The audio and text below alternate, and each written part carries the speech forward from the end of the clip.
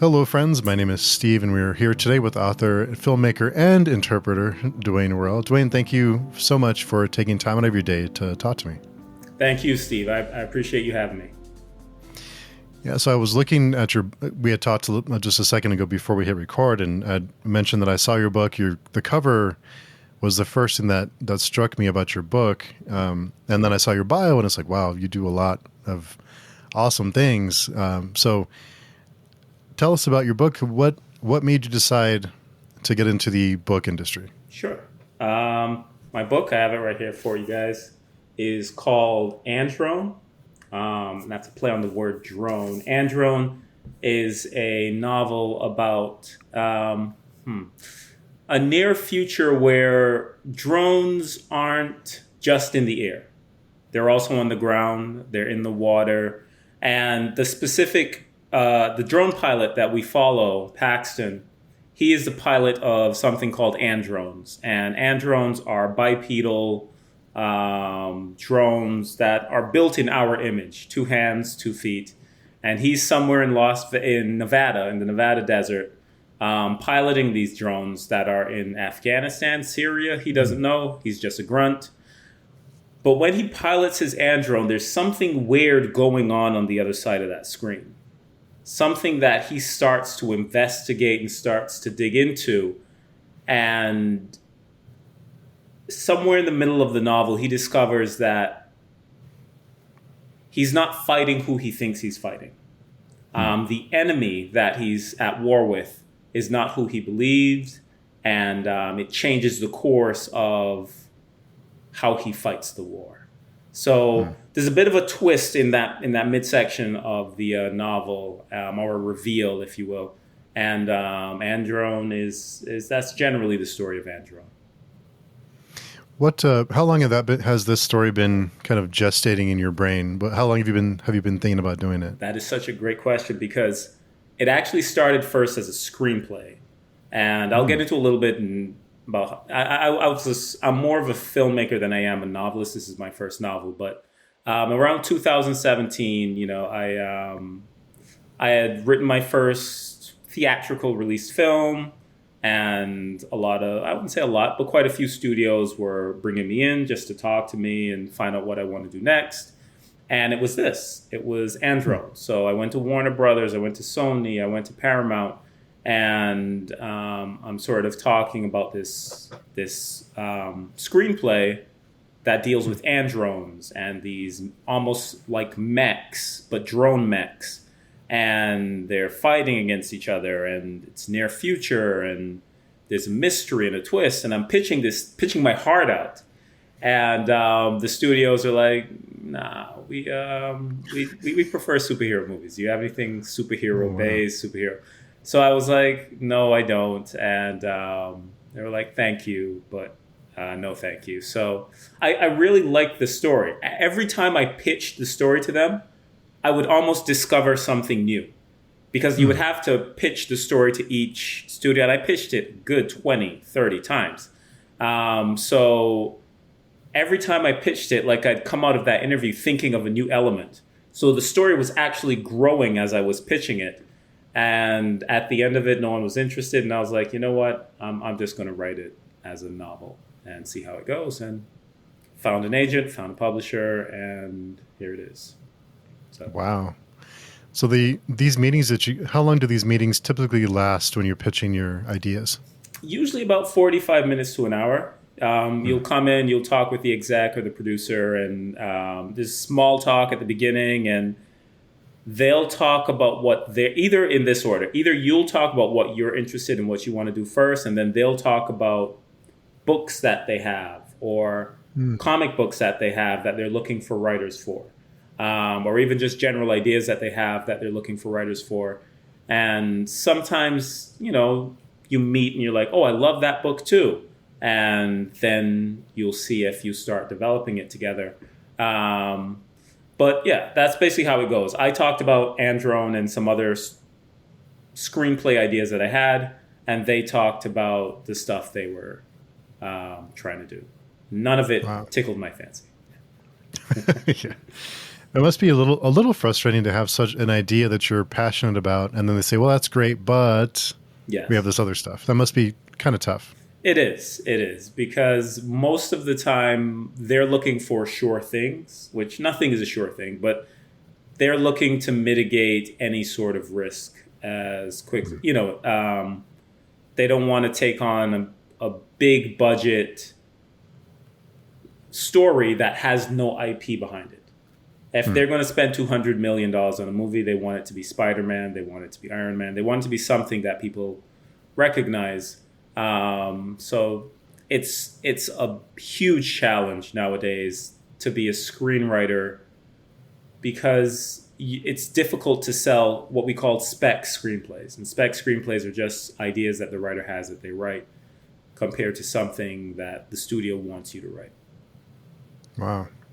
So when you, after these meetings, and what made you decide to write a book, your first book around this idea? Like, what was it that said, well, I'm gonna write this as a book, as a novel, instead of continuing to pitch it?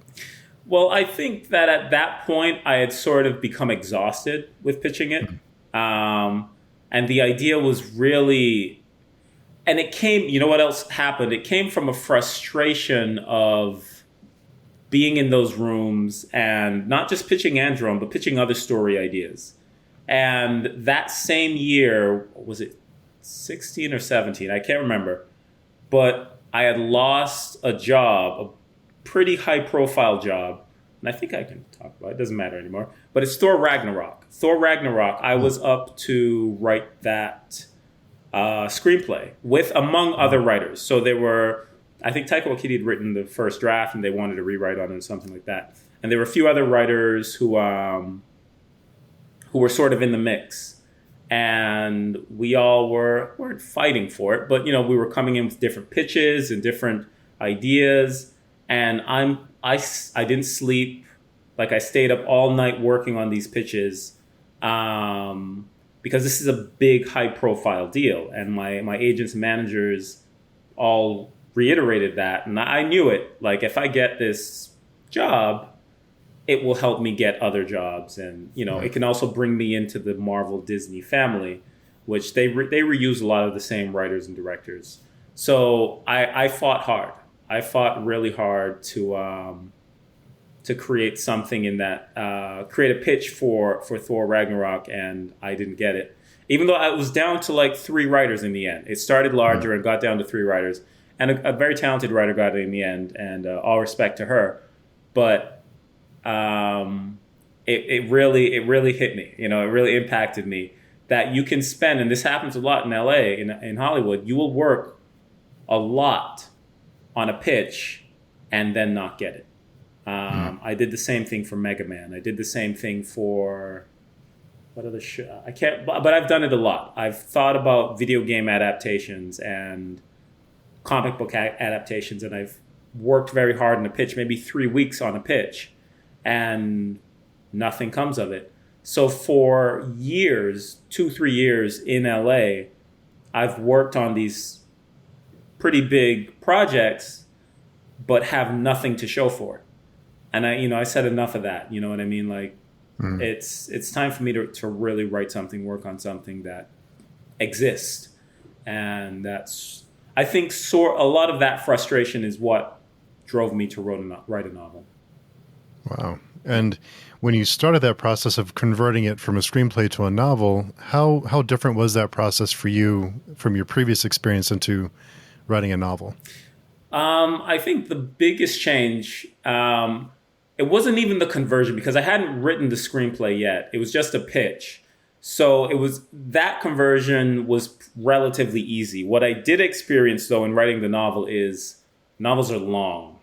And I mean, really, really long. And I know most of you know that, but it hadn't really hit me yet. It hadn't hit me I thought it was going to be a novella. I thought I could do it in 120 pages or 150 pages.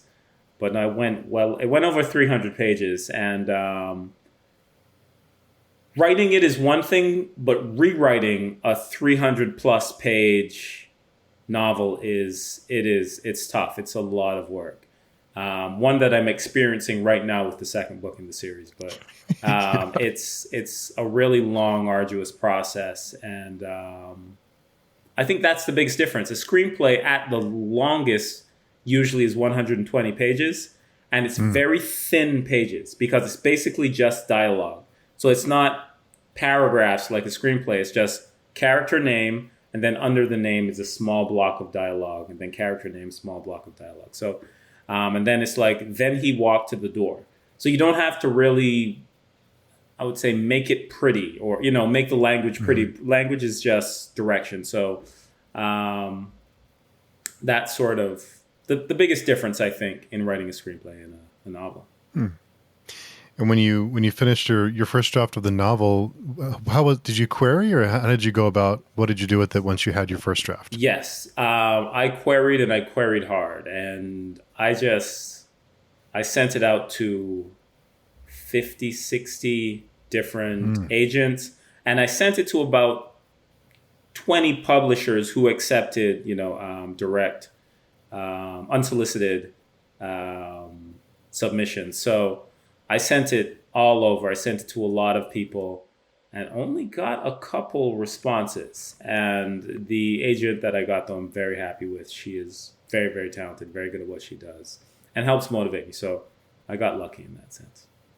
Yes. Yeah, that's pretty good. I think I know another author, a very talented author, Christopher G. Brenning, who I think he queried like 50. He's on like 50. I think he got one response. So it's pretty good. I mean, sometimes people don't get any. So it's good. Yeah. For what surprised you most about the process of publishing your book? What was because you've had experience in the industry before, but what surprised you most about writing a novel and that process of publishing? Yeah, there was a lot. Just simple things like vocabulary, ARC, A-R-C. They were like, "Hey, we're going to send you an ARC." I'm like, "You're going to send me a what?" And I knew nothing about it. I knew nothing about the process. So simple vocabulary, the rewriting process, you go through different types of editors. I didn't know that. Usually with screenplay, you're dealing with the same person each time. Each time you send in a draft, the same person comes back to you. I had a developmental edit, and then I had a sort of line edit. Line edit, right? Exactly, and just different types of editors coming back at me. So that's an interesting process, and the cover art, like that's an exciting process, and it's really fun to see what these artists do, and their artwork is amazing, and just a lot of different fun, exciting stages to the process. I would say rewrites aren't that exciting fun, but I understand the necessity of them. They really do point out some they're very sharp, very, very sharp editors that I had. So love and respect to them all. Yeah. No, we talked a little bit before we hit record, but I was surprised at the amount of reviews that you have, and so many positive reviews for your first book. That's surprising in a good way, because you don't see that too often. Yeah, it is. I was surprised about the amount of reviews that I had. Because the novel, it came out yesterday, but it's sort of been on Amazon First Reads for a little while, and I think that helped a lot. And it's gotten us up to 1,000 reviews thus far, and that's pretty good. Because I'm unknown. I'm completely unknown. Nobody knows who I am, and I think that's really helpful. It's tough, and that's why I'm thankful to you and anyone who helps me sort of get the word out. People just don't know. I think back to, not think back to, but I think about me buying audiobooks, because I'm part of Audible, and I'm a subscriber. So every month I get a free book. I rarely ever buy a novel just based on, I'm usually, Audible has the top selling books or the best in sci-fi. And that's usually where I go to find my books. So I know there are very few people who are looking for Andro. A new novel by a new author. I'm buried in the back somewhere. So that's the challenge, just getting the word out there. And So I'm very thankful for any help in that department. Yeah, of course. No, you were towards the top when I went looking for, I think it was new releases, and I was looking for science fiction and fantasy, and you were, I think, on the second row, or like very near the top. So like, wow, it's pretty good. And the cover is very striking. What did you have direction, or did you give your ideas for the cover, or how did that process work to develop it? Yeah, it was a fun process, so much fun. I still, it's like being a little kid, like it's really fun to have someone. I've never seen an android before. I've just seen it in my head, you know what I mean? And this artist came along, and haven't spoken to him in so long. I haven't actually spoken to him directly, but his name slips my mind. But he did such an amazing job with the cover art. They asked me for my suggestions. I gave them my suggestions. And I don't think it strayed quite a bit from my suggestions, but I still love the job that he did. I still think he did an amazing job. So I'm very happy with really good. It's so strange when you have this idea in your head and you have like your heart set on something, and then you learn, you learn I'm sure you know this being in film, but it gets changed to what would stand out, or kind of like what would be most effective. So it's a weird thing where you have your heart set on it, but it gets changed and it works out okay. But yeah. It's a weird, just how to trust the experts. I guess. Exactly. No, I agree. Just trust in them. They've done it 100 times. They know what they're doing. So yeah, I'm very thankful that I have such an experienced team together helping me out. Definitely. Yeah. Impressive. I know we mentioned reviews, but what has that been like too? Because reviews, I guess for movies, you're more with the team, or with film, you're more or a TV show, you're with the team, and there's other people involved, and there's lots of people involved in that process. But when you write a book, it's your name on the cover. And what is that like, going from film with the team? And if someone doesn't like it, there's lots of different opinions on film, but for a book, what is it like reading reviews? And did you know how important reviews were before you got into the industry? No, had no idea about reviews. Great question. The importance of reviews is news to me. That's something that I didn't know about. But you hit it on the head. With a film, there are 100 people you can blame. Like, you can say, that was the director, that was the producers, that's the studio, it was the editing, it was the actors, her performance wasn't good, his performance wasn't good. You can sort of hide behind a lot of people, even if it is your fault. But on a book, it's you, front and center. And even thinking about the editing process, there were some things that were suggested to me that I said no to. You have a lot of power when you write a novel, and I think something that a lot of people who aren't in the film industry don't know is that on the pecking order of power, the writer is at the bottom. The director has more power than the writer. If they want, they can change a line. If they want, they can change a scene. The actor has more power than the writer. The producers have more power than the writer, and the executives, the studio, definitely has more power than the writer. Because if they don't like the writer or don't like what they're writing, they will say you're fired, and they'll bring in another writer.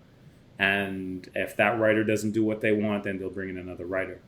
So in the film, again, this is, if I go back to the spec world where a writer wrote a screenplay and gave it to the studio and they made it, back in the 90s, it was very much like that. Then the writer had a little more power. Nowadays, it's Spider-Man based on this IP. And the writer will come into the office and the studio exec will say, hey, we want you to write this. We want it to be like this, that. They sort of tell you the formula, and you head off and you write it. So it's almost like the story is outlined for you before you write it. You write it, you give it back to them. They say, no, this change, this change, this stage, this change. It's not like you have a choice. They're telling you what to do, and you go back and do it or don't do it. And if you don't do it, they will find someone to replace you. So it's, I don't want to say it's that cutthroat, that harsh. They're obviously nice about it, right? They're obviously very kind. They're like, we love it. It's great. We just think these are a few points that you can, and they're nice. And most writers understand that if you're doing a studio film, it's their IP. You have to do it their way, and most people are happy to do it their way because the residual checks on a Spider-Man movie are pretty good. So, yeah, I'll write what you want, however you want it. Yeah, it sounds very rigid. Like there's almost like you can, if you want to work for us, you can fit into this box, Yeah. into our box, and Yes. kind of if you don't fit in the box the way we want you to, then we'll find someone who will. Exactly. No, exactly. It's basically that, and that's why you hear sometimes high-profile directors, high-profile writers, and again, not to go back to Marvel a lot because Marvel, and the reason I keep going back to Marvel is because they're in the news a lot. But on Doctor Strange and Ant-Man, two high-profile directors were sort of let go from the film, and probably over creative differences. I can't say what it was, but they were let go, and it's the same on the writing side. If you're straying from what they want, they'll find someone who's better at that, and they've found success in it thus far. So they're obviously doing something right. Yeah, I mean, there has some. It's been a little rocky. Yeah. Recently, they were, but for a long time they were. I mean, they couldn't miss exactly. for a long time. Exactly. Yeah. I always wondered the whole creative differences thing. Is that just like a blanket term for, we didn't like this person or whatever? But I guess it is legit. It is legit. It might be that they don't like the person, but the person might be saying, it has to be this way. This is the way I'm doing it. I'm not doing it any other way. And they're like, no, this movie connects to a bigger universe. You can't do it like that. And they just go their separate ways. I think it varies. Sometimes it is they just don't like the person. But sometimes it is legitimately creative differences. So with with your, now that you have that your book's out and you're getting reviews, what is that like to not have anyone else to kind of just like it's just you by yourself? What has that been like?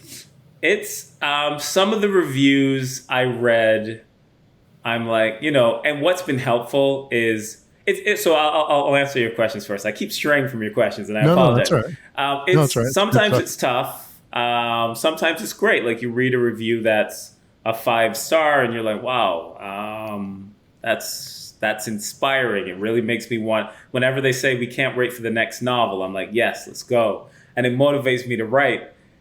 On the other end of that, if I get a review that's very negative, I second guess myself. They're like, oh, too much purple prose. And then I look at the draft I'm currently writing, and I'm like reading like, oh, that is kind of perfect. Let me so it does mess with me a little bit. I think it's not a good idea to read the reviews, especially when you're writing the second book in a series. It messes with your head a little bit. Oh yeah, I know some authors who they don't read reviews at all. Like they don't just. But I don't know. I would have a hard time not reading them personally. The same, 100% the same. And there are times that I read the 1-star reviews, and I realize that it's BS. Because I understand that some of the stuff they're saying, I know in my heart it's not worth a 1-star. Like sometimes a 2-star, a 3-star, I'm like, well, maybe. But I read the 1-stars, I'm like, no, that's not legitimate criticism. So sometimes you do read and you realize it's BS. Yeah, that's tough. That's tough. But no, you have 4.2 with almost 1,000 ratings. I mean, that's really good for especially your first book. So it's impressive. It is, and I didn't know, because once I started getting reviews, I was like, I guess this is normal, right? I guess everyone gets 1,000 reviews, and I guess not, because I've heard that from a few other people. You're getting a lot of reviews. The publisher and my agent are telling me that. So again, this is an entirely new process, because I was looking at other books that have 4,000 reviews and 8,000 reviews, and I'm like, okay, I guess 1,000 reviews is normal. So I was like, well, let me just. So I didn't think too much about it, but now I am thankful to see that I have gotten quite a few. Yeah, and a lot of the really positive reviews read that it's very cinematic, and I wondered, how did your previous experience? How did you? Because like you mentioned, the script is with the screenplay, it's very slim and it's very tight. And there's not a lot of, we kind of have to fill in all the blanks to explain to the reader rather than show them on a film or a TV show. How do you use words to make it cinematic on the page instead of on the screen? I think that I picture these moments, especially the fight sequence. I think part of it comes from the story originally being a screenplay. But I picture these moments and I want the audience to see what I'm seeing. So I'll try to describe, especially during the fight sequences, the combat between these two mechs, because I do think that is a very cinematic element to the story, and I really would love to see it on a big screen one day. Just the combat between these two, not giant because they're not mechs, they're not 100 feet tall, they're about 7-8 feet tall. They're like Shaq, a Shaq made of metal. They're just very big humans, but made out of metal. They can leap, they can bound. They're very powerful machines. They're like tanks almost. And I really thought it was important for the reader to see those combat sequences. Nice. Yeah, because that's very. I think that's very hard to do, to make, especially action sequences, interesting over the course of like long battle scenes. So it's whenever I see that, it's a very positive thing anyway for me, because to know that you can keep it interesting during action, because it doesn't sound like it's easy to do. Agreed. I sometimes find when I read books or listen to audiobooks that I'm like, okay, I don't really want to hear too much of this. Like it would be, I could say like it'd be beautiful to see on the big screen, but in the verbal form, it's not as exciting sometimes. You mentioned wanting to see it on the big screen one day. Do you have casting in mind? Do you have picked people in your head of who you'd want for each, or for certain characters? Not really. Even though I do have I am pushing right now for it to get produced. I have a director friend who's interested, but that's the easy part. You still need to get money. Money is the hardest part. I haven't really thought about the casting of it. I'm very open. Different races that I may have in mind. Different. Just having a great film put together with these faces that I have in my head, which these faces are not actors' faces. They're just faces that I've sort of created in my head. So I'm very open to any sort of casting. Anybody who's interested, please. Yeah. Your main character, Paxton. What was there anyone who you kind of were inspired by, another character or a person that inspired your main character? Paxton, I think he's a lot of me. A lot of me is built into Paxton. Just like the other characters are friends of mine or family members who've sort of slipped into that space in my head. As a main character, I think Paxton has some attributes of me and has had some experiences that I've experienced. So I'd say he's probably closest to me. Nice. Yeah. Nice. The for in this world, if you were in this world, would you survive? You personally, would you survive in this world? I definitely would. I'm not as brave as Paxton. Paxton makes a decision at the end that I don't think I would have made. But so he's based on me, but he's better than me. He's a better version of me. I would. I think I would survive. Especially it being a drone program and a drone, I would be very far away from the action. And I would, for the most part, I'm not as curious as Paxton. I would have just followed the rules and just done my own thing. Paxton finds out something big, very, very world-shatteringly big, and that puts him automatically in a very dangerous position. He's just the knowledge of what he knows puts him in danger, and then there are other dangers that come at him. So I would survive. I'd make it. I play it safe. Yeah. And do you know how many books will be in the series? Do you have the series planned out? Yeah, it's 2 books in the series. So the second Okay. book that's coming out April next year, it's called Alliance. That will be the final book in this series. So just 2 books, but I think the story is well contained in those 2 books. So I'm excited about that, and very excited about the next novel that I will write. Do you know what you'll be writing after that? Because I know it's. I'm sure it's hard. For me anyway, I would try to focus on book 2 and not try to. But I mean, I'm sure you've thought about what else you want to kind of create. So, do you have any ideas? Yes, 100%. Oh, I know. I'm very excited about writing the next novel. It's space. It's not space opera, but it is a story that takes place in space.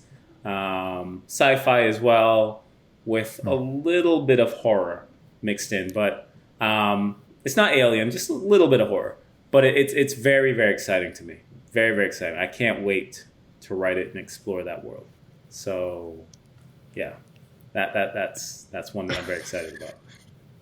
Have you started outlining or anything, or are you just kind of up in your head? Up in my head. The tough part is that I'm so into the current novel that the rewrites are tough and the deadlines are tough. So I've really got to put a lot of time and attention onto the current draft that I'm doing. But after that, I'm jumping right in. I can't wait. Like it's really, I'm really excited. It's like I've seen some of the reviews, I've heard people talk, and I really want to flex a little bit of muscle now. So I'm like, okay, I got something for you guys. This is going to be very, very cool. So Nice. very excited. It must be such a great feeling to be new to the industry and still have that feeling like, okay, now I kind of like not show off, but kind of like, show your talent and show like what you're capable of. It really is. It really is. Androne is something that I was excited about, but I didn't anticipate it being a novel. I didn't anticipate it being in the space. And people often comment, "Oh, it's like this. It's like that. It's like." I'm like, okay, you're not completely wrong, but I don't know that that's an apt comparison, or that I was even.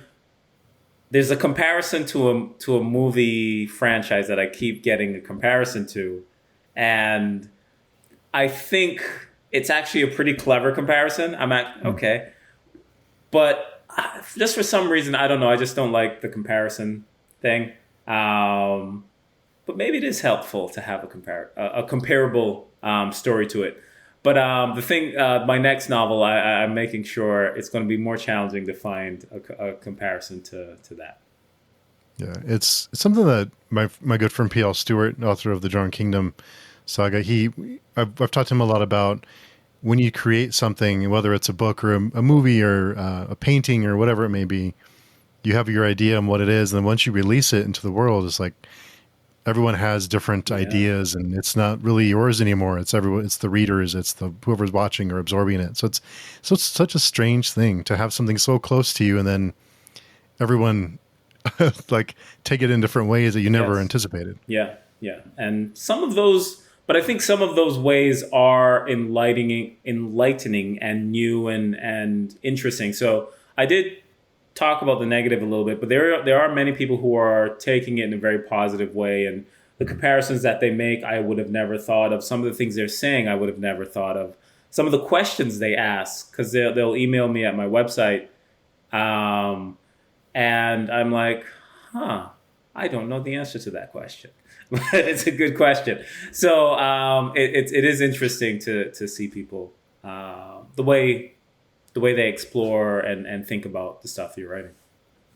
Yes, yeah, that must be such a great feeling, though, to have a reader take the time to reach out to you like that, and just to, whether it's a question you don't have the answer to, at least they took the time. Yes. They felt strongly enough to just kind of ask you a question about it. So inspiring, and it's such a positive, happy feeling to hear people say stuff like that. It really is. It really, really is. Yeah. Yeah, and I was really impressed too with the blurbs you have. Lots of great blurbs. That's really important too. Yeah. Karen was great.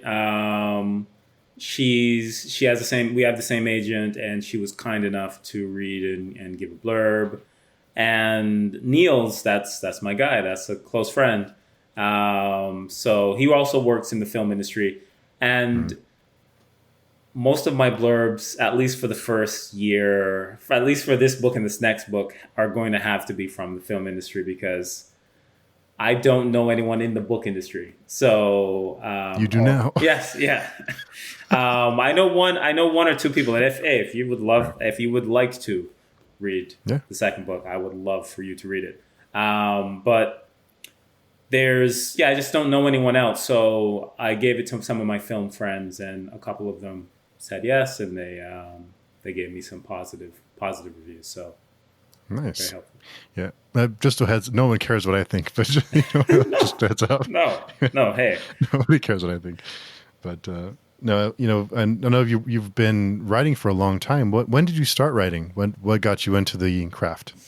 So I think that started in college. I think I've always wanted to be a storyteller, but interestingly enough, I was a bit of a jock. In high school, I played basketball and I ran track. And in college, I did the same. And, I realized, though, in college, I wasn't going to be in the NBA. So the world of books, I'd be honest, I hadn't read a book through high school. There was always Spark Notes or something we would find, and we would, we would cheat, basically. So I'd never read a book, and I just played basketball and video games, and that was life for me. But I always wanted to tell these stories, and I started writing little short stories in college, even though I majored in a few different, I was just bouncing around a little bit from astronomy to computer science. And I wrote a couple short stories, and I was in this English class, and I showed them to my professor, and he gave me such positive feedback. He was like, "I think you're a writer," and that was such an important thing that I started at that point to drift towards writing, and eventually started doing it professionally. But it was a long road. It was a very long road. And after college, I went to live in China. I lived in Beijing, and I lived there for about 8-9 years. And while I was over there, I was writing short stories. I was writing screenplays, writing plays. I didn't know what I wanted to do. And an important part for me was finding a community of screenwriters within Beijing. And we give each other feedback, and we talk to each other, and we give each other advice. And just being in that community, the knowledge, it was almost like a hive mind of knowledge. And you start learning, you learn one thing from one person, you learn one small thing from another person, and you yourself have a small nugget of knowledge that you give out. And those 100 small little nuggets of knowledge grows. And we've all had moderate success. Not all, but a few of us have had moderate success over the years. And it came from that community of screenwriters. Eventually, my last year in China, I sold a screenplay called The Wall, and as well as a screenplay called Operator. And these two screenplays got me my agents, got me my managers. So I moved back to LA, and that started my film career. Did The Wall or The Operator get adapted? Did it sound familiar? They were both made. So The Wall was produced by Amazon Studios, and Operator was done by Lionsgate, and eventually it's on Amazon Prime now. I think Amazon bought it from them. It's constantly on there. So those two films, got me my start, and then I moved into television, which is more stable than film. So I've been doing television for quite a few years. How much different is television from film? Is it because it's longer form content? It's not just 2 hours. This can be 10 or 12 or whatever, however many hours. Yeah, I think the main difference is how the story is created. With a screenplay, it's either the writer by themselves or the writer with a producer. or with a director, or just one-on-one creating this story. With television, we have a writer's room. And in the writer's room, you have about 6, 7, 8 writers together in a room just hashing out story. And each of us take an episode, right? I'll do episode 1, you'll do episode 2, the other person will do episode 3. And depending on how many episodes are in the season, you might get 2 episodes, you might get 1. But that's generally how we... how the main difference between screenplays and putting together a screenplay and putting together a film. Do you have any TV franchises? It can be any genre that you just blew you away, that you look to for inspiration or to pick up on things that they've done. Are there any that stand out to you? There's some that I love that are difficult to do because the shows that I've been on have limitations with what we can do, violence or language or other stuff. Right now, the show I'm on is on CBS, and no cursing, no violence. You know, it's a family-friendly show. But shows like Breaking Bad or Game of Thrones or Fargo or a show that very few people know but is actually my favorite television show of all time. I've never seen a show that I love so much. And I recommend it to everyone who's into sci-fi or anything else. But very few people have seen it. Is a show on Netflix called Dark.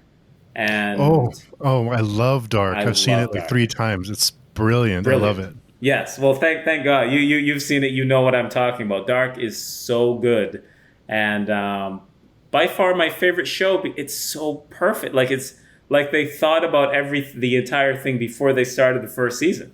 And it had me hooked, and I really, really love that show. And I'll probably never be able to make a show like that, but it's okay. I'm glad it exists, and I'm glad it's out there, and it's a great, great show. Oh, it's so good. Yeah, I've seen it 3 times, I think, and every time I notice something new, or it's just so many great things. It's time for me to rewatch it. Time for me to rewatch. Yeah, I need to rewatch it too. Do you watch it with the subtitles, or do you watch the dubbing? The first time I watched it is with the dubbing, and it would be hard, I think, without the dubbing. I have both dubbing and subtitles because for me, I'm not a fast reader. And whenever I watch a foreign film, I watched the, what's that Korean film in theaters? It won the Oscar a couple years ago. Is it Parasite? Parasite, that's what it is. Yeah. I watched that in the theater with subtitles. I couldn't keep up. I've always been a very slow reader, even though I'm a writer. I am a slow reader. So, especially with Dark, I was starting out and I wasn't sure what this was. It was suggested to me by a friend, and I was kind of like, especially the first episode, I was like, yeah, I know what this is, like serial killer and whatever. And then I was like, oh wow. And then like every subsequent episode, I'm like, oh my God, and it just keeps going. So, but it was a lot easier for me because, as you know, it's a challenge of a watch. It's not something you can be on your cell phone, and you need to pay attention. So I needed the dubbing and the subtitles. I'm not a fast reader, so, and also film is such a visual art form, and they do such a great job with the atmosphere in that series. That I do want to look at the character's expression. I do want to look at the background instead of having to try to keep up with the subtitles. So for me, it was helpful to have the dubbing. So you don't have to answer this if you don't want to. I'm just curious, and I know that it's just your idea in your head. But your next book, that's science fiction horror, is it inspired by Dark in any way? I don't think so. So. No, because it's just completely different. Oh, okay. No. So no. Okay, I was gonna see if there's time travel stuff or whatever. No. No time travel in that one. It is aesthetically like Dark. That's the way I see it in my head. The music from Dark is playing that sort of I don't even know what instruments they use to create those sounds, but it's like that. You know what I Like mean? That oppressive, yeah. yeah. Like that's playing in my mind as I write my third novel. I guess it will be, but yeah, no story connection. Yes. Yeah, I'm just curious. But Hmm. you mentioned storytelling. Why are stories important? I think stories are so innately human. Like it is almost what makes us human is that we tell stories. The idea of empathy comes from storytelling. Why people love their children so much normally is because we've seen our children's entire story. We've watched them grow up. We know what they're into, what their likes are, their dislikes.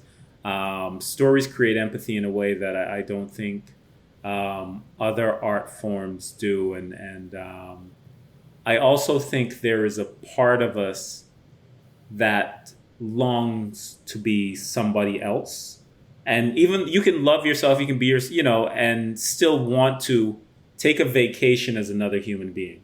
And I think that's what stories allow us to do. We can be a Parisian artist, we can be a Chinese warlord, we can be a South African chef. And we can, Mm. just experience something completely different and new for a short period of time. And when stories are told right, told well, um, it's an out of body, almost religious experience. So I think that's why stories are important. Oh, yeah, that's a good answer. Yeah. And not to jump around too much, but you mentioned basketball and being from LA. Are you a Clippers or Lakers fan? So that's no. I'm from here. Oh, Um, okay. All right, gotcha. so I'm originally from Boston. I live in LA now because of the industry, but Oh, I okay. am a Celtics fan to the core. If you can see those green shoes in the Oh, I background, didn't even notice that. um, Yes, geez, I'm those off are my game my today. Yeah. For those of you listening, there's a couple of a pair of green shoes and a green basketball right behind. yeah. So no, Kind of a I'm dead giveaway. massive Celtics fan. I love it's one of my very few obsessions in life is, if any, is Celtics basketball. I don't Hmm. get as excited or into. I know every player. I know every trade. I know everything. It's my one sports obsession. Other sports I don't really watch. I don't really watch baseball or football or anything else. Just basketball. I think it's because I grew up playing basketball, so I love basketball. Yeah, my friend and author Daniel Barnett, he writes the Nightmareland Chronicles. He's a huge Celtics fan too. Oh, So okay. Is he a yeah, Boston guy or he just loves the I team? think he lives in California now. But I'm not sure why he ended up being a Celtics fan, but Okay. he's a huge fan. So whenever the Celtics beat up on my team, I avoid him for a little bit. But What is your team? I'm a Suns fan. I think Suns. they beat the Suns by like 20 or 30 last year. I think There was one of those games. it was bad. Yeah, it was pretty Yeah. bad. Yeah, so I didn't say anything. Okay.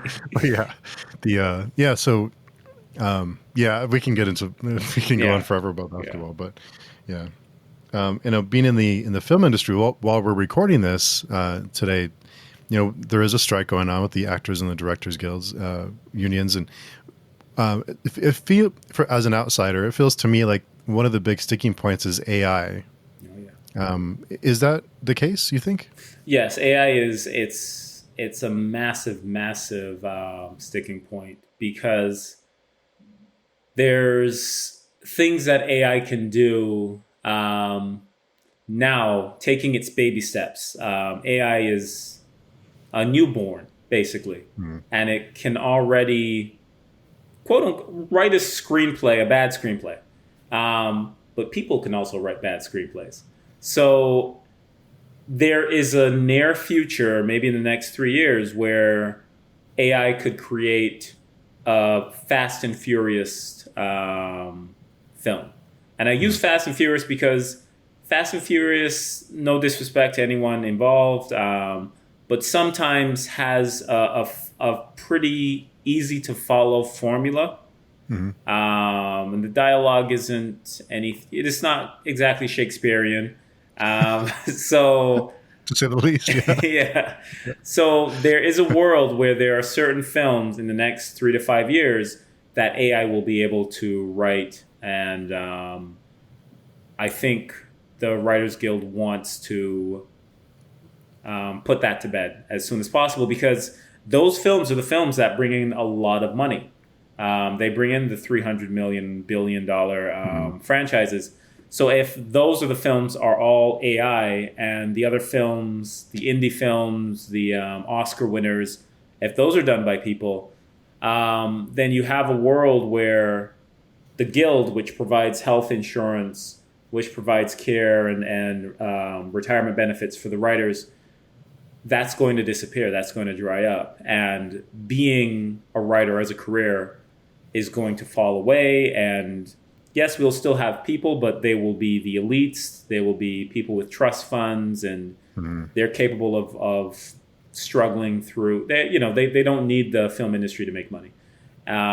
So, and maybe that's thinking too far ahead, but having AI write screenplays is something we want to avoid at all costs. It's scary. It's pretty scary. Yes. Yeah. It's wild how fast it's moving and advancing, and going from being in that group of people in the guilds and the unions. How different is it for you to be publishing your book now? And it's kind of, you're not on an island by yourself, but it's like your creation, and you're almost like an independent contractor in a sense. Is that a big change for you? It is, because I try to make it out onto the picket lines as much as possible. I was there a couple days ago, but at the same time, everyone's mind is focused on the strike, and I'm there too. I'm with them. I do want to get back to work, but at the same time, writing this novel is such, like, it's tough, and there are a lot of my mind is really in this draft that I'm writing right now, which is the second draft. And I have a deadline coming up in 2 weeks, and I'm always, can I make it? Can I finish it in this deadline time? So that takes up so much of my mind. And now with the novel being published yesterday, that's also heavy on my mind. So juggling those two things, it becomes really difficult to focus completely on the strike like everyone else is. Yeah. It's a lot going on, but it's good that you have another outlet.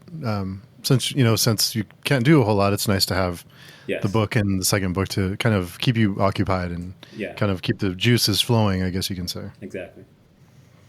Yeah. The when you do write, do you listen to music?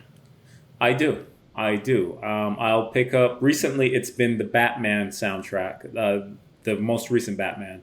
And I'll just plug in and start writing to that. Interestingly enough, it works better on first drafts than it does on rewrites. On rewrites, it's just a little more technical, and I have to get in there and move things around, and the music becomes a distraction. But on the first draft, I just sit back and I just really put pen to paper and to start writing. So that's what I love, and I enjoy listening to a good soundtrack. Never anything with lyrics. I should also add that. If it has words in it, that'll also throw me off. But just pure soundtrack music is great. Yeah. Do you have a favorite album that you will never get tired of?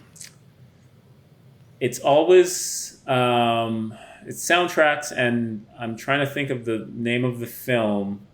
The Story of My Life was the book that it's based on, but it's a film with sci-fi film with about aliens, and there's this woman who has to translate the language that they're speaking. Do you know this film? Probably not. Sounds familiar. I can't remember, but it's the soundtrack to that film. I'm sure some of the listeners out there know exactly what I'm talking about.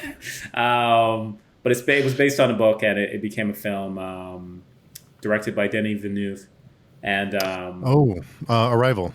Thank you. Yeah. See, you answered my questions twice. So yeah, it's Arrival, and it's just that music it's so good. The main theme from that is so good, and I just listen to that on a loop, especially when it gets to the emotional scenes.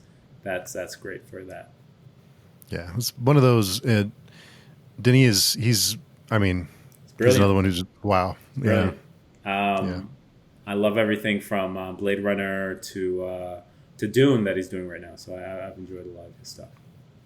Have you seen Enemy with Jake I Gyllenhaal? have, yes. Yeah, that's Yeah, no, great. yeah, mind bending stuff. So when you're not writing, what do you enjoy doing? One is video games. I'm a big fan of games. I love exploring a good world. I love being in an avatar that I feel comfortable enough that I can do almost anything I want. And games like The Last of Us, The Last of Us 2, and Horizon Zero Dawn give me that feeling. So I'm a big fan of those games. And yeah, so gaming is one thing that I love to do. And playing basketball, for sure. Playing basketball and watching basketball. I'm getting older, so I can't really, there's certain things I can't do that I used to do. But I still love getting out there and playing basketball. It's great exercise, and it's exercise that you don't think about. I'm just enjoying myself, but I'm also exercising and watching basketball. I'm a big fan of Celtics. Want them to win a championship. So those are two things that bring me a lot of joy. So I want to ask you your predictions for the upcoming season. I think you'll predict the Celtics come out of the East. Who do you think will come out of the West?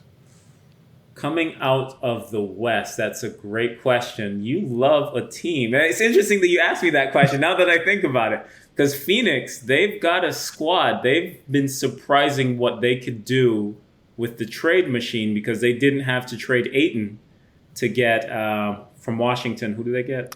Beal. Beal, right. Yeah. So they got Beal without trading Ayton, and I was shocked. I was blown away. So they've got a very, very strong team. They've got basically three All-Stars, and Ayton is almost like an All-Star, so it's like 4 All-Stars on one team. So, and they're all still in their prime. Kevin Durant is no one to snub your nose at, and I think they've got a real chance, and I think they got away with the trade on Golden State with Chris Paul. Chris Paul is a good player, but I think he's very old, and he's not very old, but he's old enough, and he gets injured a lot. So I think that was a positive trade for them too. They've done a lot of smart things. So I think Phoenix or Denver out of the West. Yeah, Denver is, I don't know. Yeah. There's something else. Yeah. Yes, I agree. Never really know. I agree. So I do have a couple more. I feel like we can talk all day, but I have a couple more for you. I know you have things to do. So Keep them coming. was there ever a hobby or a thing that you were excited to try, but when you tried it, you didn't enjoy it? That is a good question.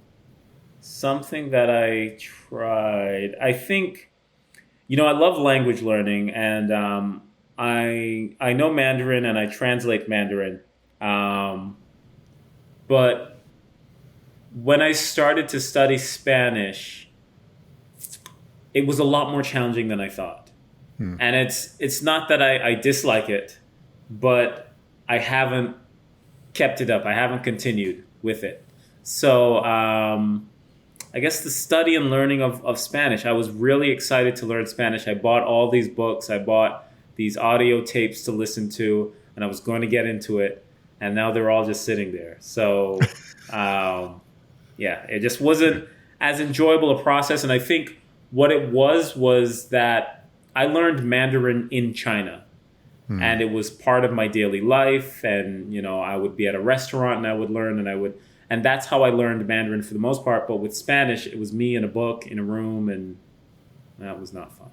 So, yeah. Yeah, it's a different kind of experience for sure. Yeah. If the zombie apocalypse started today, what would be your weapon of choice?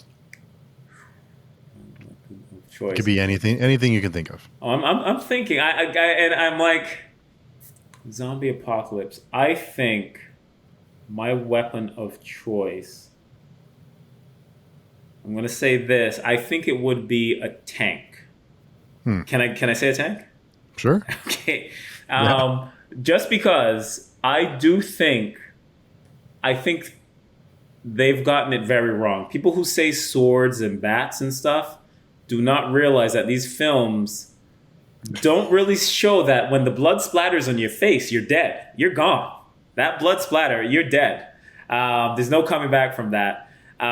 Even in your eye, in your nose, in your lips, you're done. You've got it. So nothing like that would help. And I don't want to use an automatic weapon because you're going to run out of ammo at some point. But with the tank, I believe in a realistic setting, one, I can store food in there. I can drive over anything and I can shoot artillery if I want, both guns and bombs. But I can also sort of wait them out. Because I think one thing that these films get wrong is that the zombies would die off in a few days. With the sun out there, they're moving their bodies, which means they're using energy. And if they're not eating anything, they're still physical beings. They would die off in a few days. I could just sit in my tank, eat, wait them out for a week. And at that point, there would be so little left in them from crawling around and moving around that they would just dry out in the sun. With no water, no food, they would just dry out and die. So I could wait them out in my tank. Yeah. Watch some Celtics games. Yeah. Yeah, exactly. Yeah. Do you have a favorite family recipe? Sweetbread, yes, sweetbread. So my family is originally from Barbados, and one of the delicacies there is a dessert called sweetbread, and I love sweetbread. It's coconut. I love coconut in my stuff, in my desserts, and sweetbread is by far my favorite dessert. Nice. It sounds good. Yeah. It's great. It's delicious. The last question I have for you is, I think it's interesting insights to find out what everyone's first job was, because I think we learn a lot from that first experience. What was your first job, and what did you learn from that you've taken with you later in life? My first job was at McDonald's. I started working there when I was either 15 or 16. This is in Massachusetts. And I guess I learned to deal with people. Having a service job, and I was so excited about it because it was the first job where I had my own money. You know what I mean? And I learned to sort of be polite to people who aren't polite, and what it did for me, I think in total, is now that I don't work in those industries, whether it be McDonald's. I also worked at KFC and Pizza Hut and the Dollar Store and Walmart. I wouldn't say I'm kind to them because I've worked those jobs before, but I understand. I understand, it's not easy. And when I'm standing behind a customer who's a bit of an asshole, I always tell them, hey, man, I'm sorry. Like, it's tough. I know. So I understand. I have an understanding for what they go through. Yeah, empathy is in short. It seems like it's in short supply sometimes. Yes, I agree. Yeah, I agree. Yeah. Not to jump on those stories, but I think about sometimes when I came in, I didn't have to work, but they were so short-handed. A few people call in sick, and now they only have 2 people instead of 5, and they call me in. So I come in when I didn't have to work, and people are pissed off that there's not enough people there, and they have to wait in line. But I didn't have to be there. So I understand sometimes when I see people and there's a long line and people are getting upset, just be patient. Just, those people don't have to be there to serve you. So I don't know. Like you said, empathy is in short supply sometimes. Yeah. Seems like, I think most people are pretty good. It's just, I think kind of like we talked about reviews. I think there can be 1,000 great reviews and 5 negative, and you zone in on the 5 negative. Yes, exactly. That's what your focus goes to. Yeah, I agree. But yeah, so I know you have other things to do today, but we will be talking in a couple weeks for the Friday with our group. So looking forward to that. But in the meantime, where can people find you and your work? I am on Twitter at Dwain Worrell. I am on Instagram at DOA_Worrell. And my website is my name, so it's pretty easy to find, DwainWorrell.com. So you can find me there, and my book, Androne, is on Amazon. It's live now. It just came out yesterday, so go check it out. Awesome. Yeah, and all those links will be down and below in the show notes, so everyone be sure and check those out. Thanks so much for making, I know you're busy, so thanks for making time for me. Steve, no, thank you. Thank you for having me. I appreciate it, man, and look forward to talking in a couple weeks. Yeah, looking forward to it. We'll see you then. All right. Thanks all. Bye.